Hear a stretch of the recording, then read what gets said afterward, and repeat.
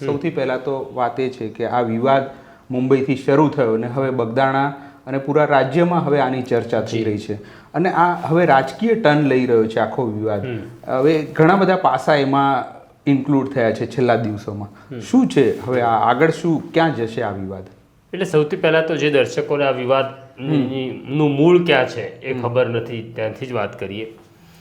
ઘટના તો મુંબઈથી શરૂ થાય છે. માયાભાઈ આહિરનો મુંબઈમાં એક ડાયરો હતો અને ડાયરામાં એ બગદાણાનો ઉલ્લેખ કરે છે અને બગદાણાના એક ટ્રસ્ટીનો નામનો ઉલ્લેખ કરી એવું કહે છે કે આ મેનેજિંગ ટ્રસ્ટી છે. બહુ સામાન્ય ઘટના હતી, પણ એક બગદાણાના જ વ્યક્તિ છે નવનીત બાગધિયા કરીને, એ માયાભાઈને ફોન કરે છે અને કહે છે કે તમે જે મુંબઈમાં વાત કરી ડાયરા દરમિયાન, એ જે વ્યક્તિનો ઉલ્લેખ કર્યો એ મેનેજિંગ ટ્રસ્ટી નથી, એ ટ્રસ્ટી છે. માયાભાઈ એવું કહે છે કે જો મારી ભૂલ છે તો હું ચોક્કસ આવીશ, એક માફી માગીશ અને વિડીયો બનાવીશ. અને માયાભાઈ એવું કરે પણ છે કે બોલવામાં સરસ ચૂક થઈ છે.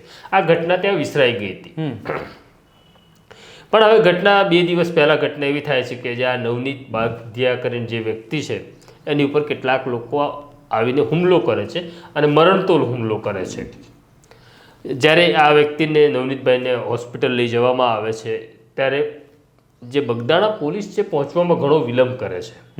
આમ તો MLC કેસ કહેવાય, આ પ્રકારના કેસ હોય હોસ્પિટલ પોલીસ સ્ટેશનને જાણ કરે એટલે પોલીસે ત્વરિત ત્યાં પહોંચવાનું હોય છે.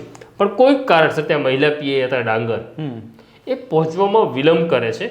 એટલે પહેલી દ્રષ્ટિએ શંકા જાય કે પોલીસ કેમ વિલંબ કરી રહી છે. વિલંબ થાય છે, પછી જે વ્યક્તિને માર પડ્યો છે એમનું નિવેદન નોંધવામાં આવે છે. નવનીતભાઈનો આરોપ એવો છે કે મારી પાસે પોલીસ સતત નિવેદન બદલાવી રહી હતી. પોલીસ મને કહી રહી હતી કે જેને માર્યા છે તને એને તું ઓળખતો નથી, તું અજાણ્યા માણસો છે એવું લખાવો. આ વ્યક્તિનું કેવું એવું હતું નવનીતભાઈનું કે ભાઈ હું મારનારને ઓળખું છું એટલે મારે નામ લખાવવું છે. પોલીસ નામ લખવા તૈયાર નહોતી.